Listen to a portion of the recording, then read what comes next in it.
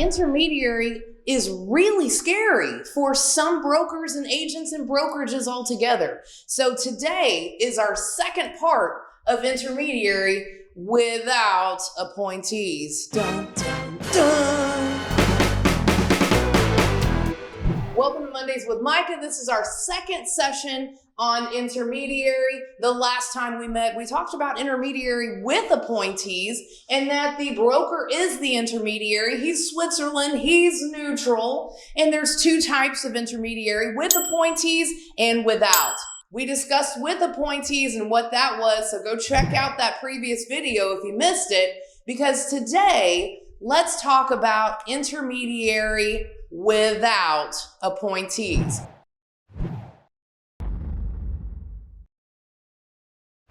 What does that look like? What do we have to do? What do we have to check off? And which one is better? Intermediary with or without appointees? Let's do it.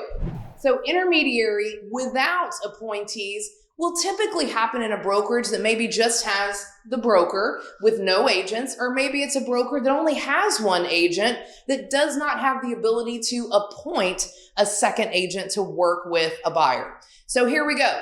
Intermediary without appointees. Exactly what it sounds like. Either the broker is standing in the middle without an agent to help him, or let's just use an agent. One agent is standing in the middle. Now, remember, this is without appointees. So that means our buyer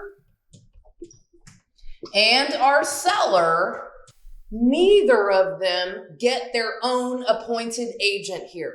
If one agent stands in the middle, or if the broker stands in the middle, here's what cannot happen. No advice, no opinions.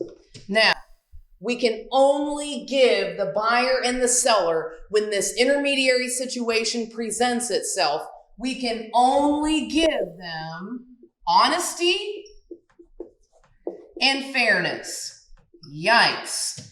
If you know anything about clients and customers and the difference there, we know that a customer is someone who we do not represent, and we only owe customers honesty and fairness. So sometimes this type of intermediary may make the buyer and seller a little bit uncomfortable because they don't have their own agent that could give them advice and opinions. This agent in the middle cannot provide advice and opinions and only can give honesty and fairness. And he also has to make sure he keeps everything confidential and doesn't share any information besides the facts with the buyer and the seller. Now, what do we have to have in place? Guys, it's the exact same thing as intermediary with appointees. On the buyer side, we have to have a written buyer rep, and box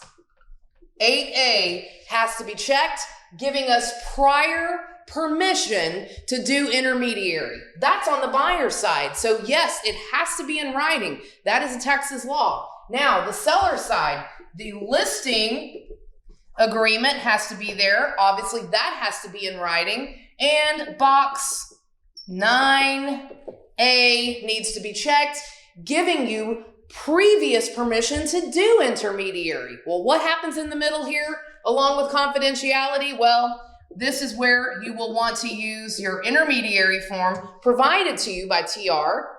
And that form tells them, gets all of their signatures and tells them they are not going to have appointed agents and that they are not going to get advice and opinions. Now, intermediary with appointees, everybody's happy, everybody gets advice and opinions, everybody gets their own agents.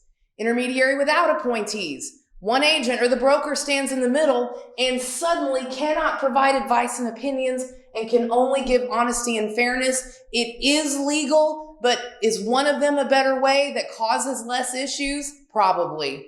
But you now have both types of intermediary and all of the things that are required for you to be a legal agent and not an illegal dual agent in Intermediary. So check everything off. Now you are an Intermediary Pro. See you next time. And don't forget, education is where it's at. The more educated you are, the better agent and more successful you will be. Why does real estate education have to be boring? It doesn't have to. Real estate education can be fun. It can be hilarious. It can be a blast. And you know where it is a blast? Right here on LOL Lessons in Real Estate YouTube channel. Right here, you can subscribe and get notifications every time awesome new videos drop. Boom. Join us. LOL Lessons in Real Estate. It's the most fun you'll ever have learning about real estate. I promise.